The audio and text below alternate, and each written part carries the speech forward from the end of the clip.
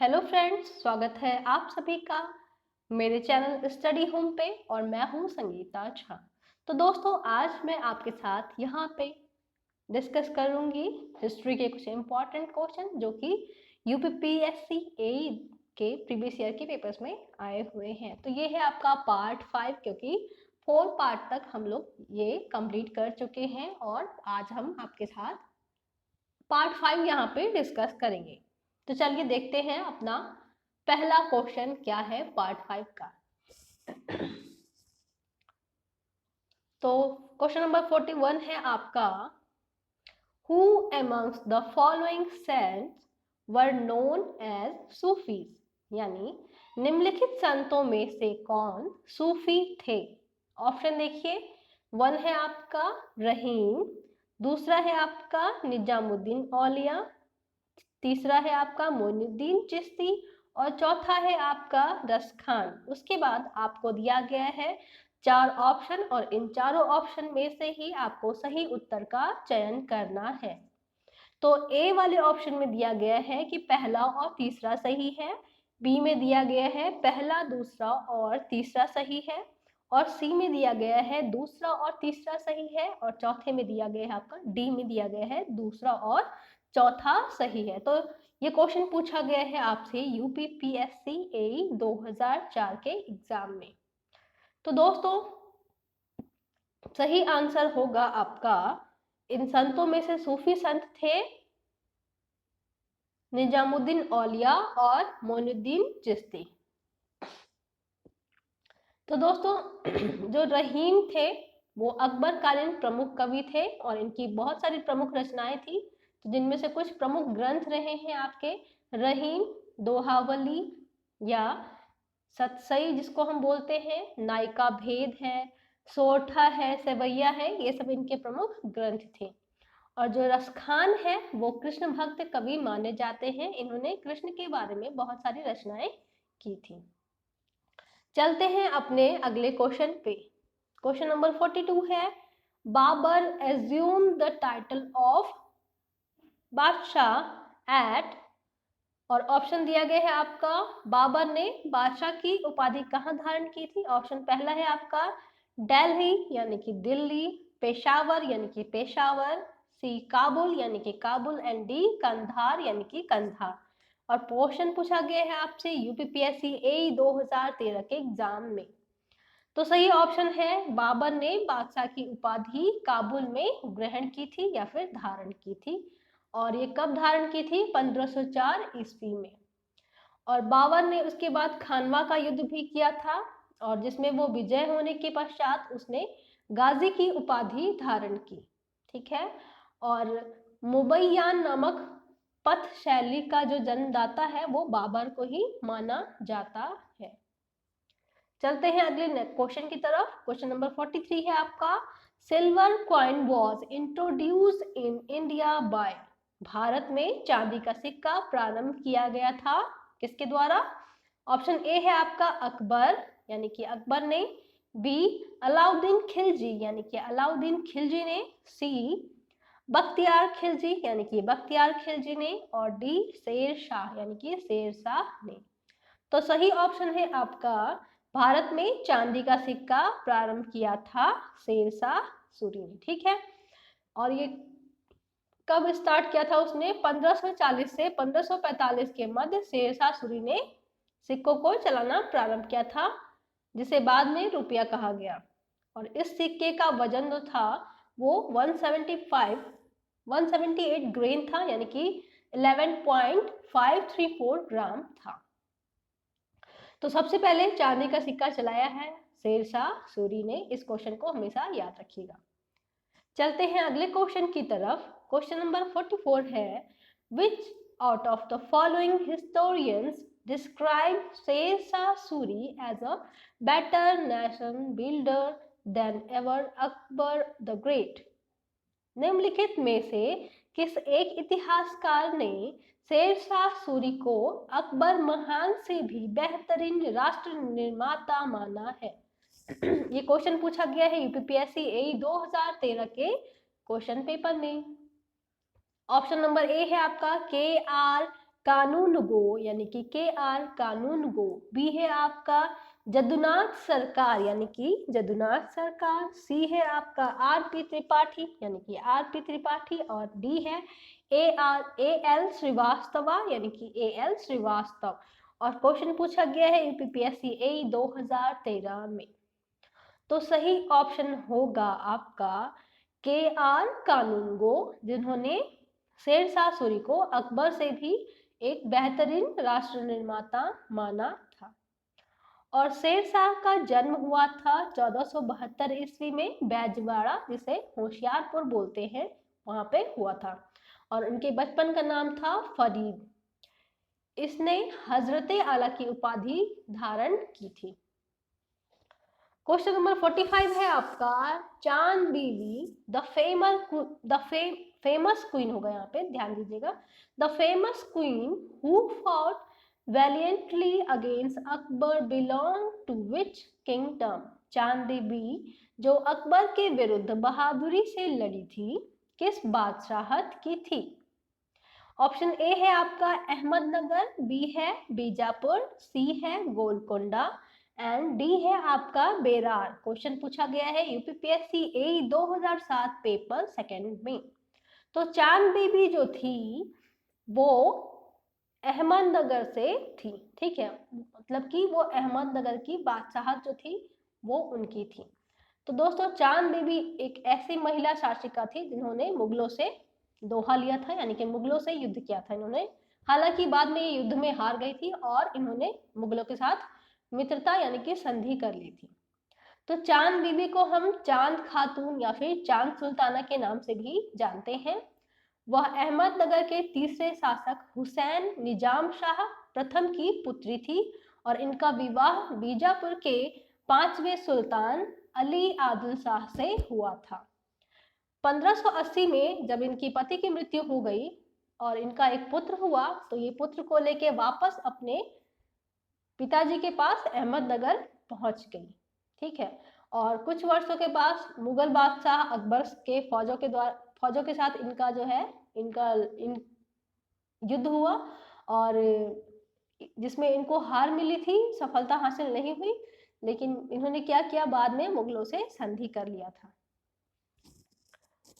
उसके बाद चलते हैं क्वेश्चन नंबर 46 पे। 46 में पूछा गया है आपसे Among the following Mughals who was illiterate?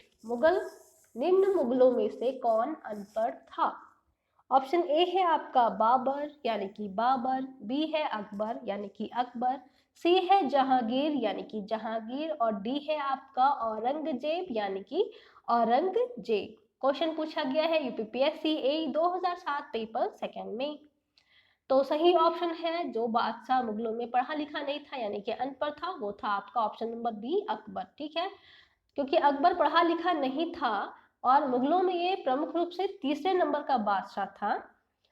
तो इनको क्या हुआ था, इनको पढ़ने लिखने का शौक तो बहुत ज़्यादा था, लेकिन थे ये अनपढ़। और इसके पश्चात भी ये कलाकारों और जितने भी बुद्धिजीवी थे इन सभी को ये विशेष दर्जा दिया करते थे। और इसी वजह से इनके दरबार में 9 अति गुणवान दरबारी थे, जिनको हम लोग नौरत्न के नाम से भी जानते हैं। और इनको पढ़ने लिखने का इतना शौक था कि इन्होंने जहाँ पे इनकी स्त्रियां रहती थी यानी कि जहाँ पे इनकी बीवी और ये सब रहती थी उसको हम हरम बोलते हैं, तो इन्होंने हरम में भी एक पुस्तकालय बनवा रखा था और वहाँ पे जो स्त्रियां थी जिनके पास ये रहते थे वो वहाँ पे अगर पढ़ी लिखी होती थी तो वो पुस्तकें पढ़ के इनको सुनाती थी।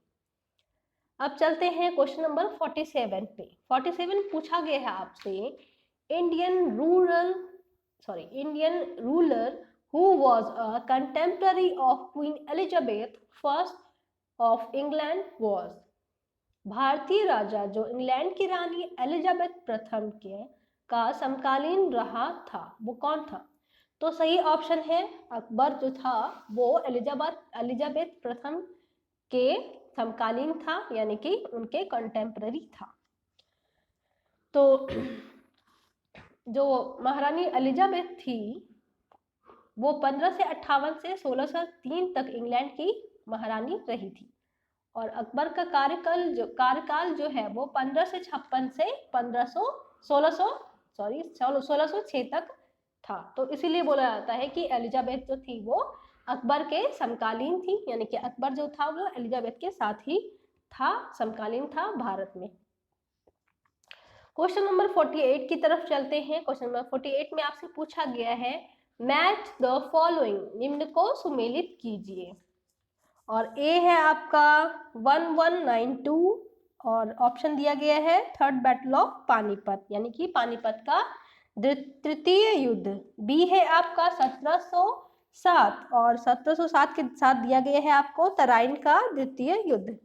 फिर दिया गया है आपको 1761 और इसमें पूछा गया है अकबर की मृत्यु। डी है आपका 1605 और ऑप्शन में दिया गया है डेथ ऑफ औरंगजेब, यानी कि औरंगजेब की मृत्यु। तो आपको क्या करना है, इन चारों ऑप्शन दिए गए हैं आपको ए बी सी डी और इसमें से आपको सही आंसर को फाइंड करना है। क्वेश्चन पूछा गया है यूपीपीएससी ए 2004 के पेपर में। तो दोस्तों इनको हम सही से लगाते हैं।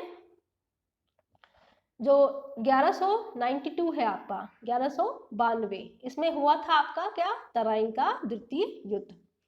और तराइन के युद्ध के बारे में हम आगे बात करेंगे। तो तराइन का द्वितीय युद्ध हुआ था और ये युद्ध हुआ किसके किसके बीच में था वो भी मैं आपको आगे बताऊंगी, पहले मिला लेते हैं। फिर है आपका 1707, तो 1707 में हुआ था औरंगजेब की मृत्यु। ऑप्शन मिलाते चलिएगा। जो पहला वाला है ए वाला उसका आंसर है 2 और जो बी वाला है उसका आंसर है 4, ठीक है। सी वाला है 1761, तो 1761 में हुआ था पानीपत का तृतीय युद्ध। तो ऑप्शन नंबर 1 जो है वो सी में होना चाहिए और डी में होना चाहिए आपका 1605 में अकबर की मृत्यु हुई थी, तो ऑप्शन नंबर 3। तो इस प्रकार से आप A B C D 4 option है, तो इसमें से सही ऑप्शन है आपका ऑप्शन नंबर बी, ठीक है। अब बात करते हैं तराइन के युद्ध की। तो दोस्तों तराइन का जो प्रथम युद्ध हुआ था 1191 में हुआ था पृथ्वीराज चौहान और मोहम्मद गौरी के बीच। और मोहम्मद गौरी को हम शहाबुद्दीन मोहम्मद गौरी जो है वो इनका पूरा नाम है। कहा जाता है कि इन्होंने भारत पर 18 बार इन्होंने क्या किया था, मोहम्मद गौरी और पृथ्वीराज चौहान के बीच में युद्ध हुआ था, जिसमें 17 बार मोहम्मद गौरी हार गया था और 18वीं बार मोहम्मद गौरी की विजय घोषित हुआ, ठीक है। तो 18वीं बार जब विजय घोषित हुआ तो क्या हुआ, भारत में जो मुस्लिम है, जो तुर्की थे, उनका शासन यहाँ पे होने लगा। और उसके बाद इन्होंने भारत में 300 सालों तक राज किया है। तुर्की ने, मुगलों ने, जितने भी मुस्लिम शासक थे वो भारत में उसके बाद ही आए थे। तो जो प्रथम युद्ध हुआ था तराइन का वो 1191 में हुआ था, जो फिर उसके बाद उसमें जो पृथ्वीराज चौहान थे उनकी जीत हुई थी। उसके बाद सेकेंड बैटल ऑफ हुआ था तराइन का 1192 में। इसमें पृथ्वीराज चौहान हार गए थे और मोहम्मद गौरी जो था वो आपका जीत गया था। और तराइन जो है ये भटिंडा यानी कि पंजाब में स्थित एक प्लेस है, खाली मैदान है जहाँ पे युद्ध हुआ था। और तराइन का प्रथम युद्ध जब ये जीत गए थे उसके कुछ वर्षों के पश्चात इन्होंने क्या किया था,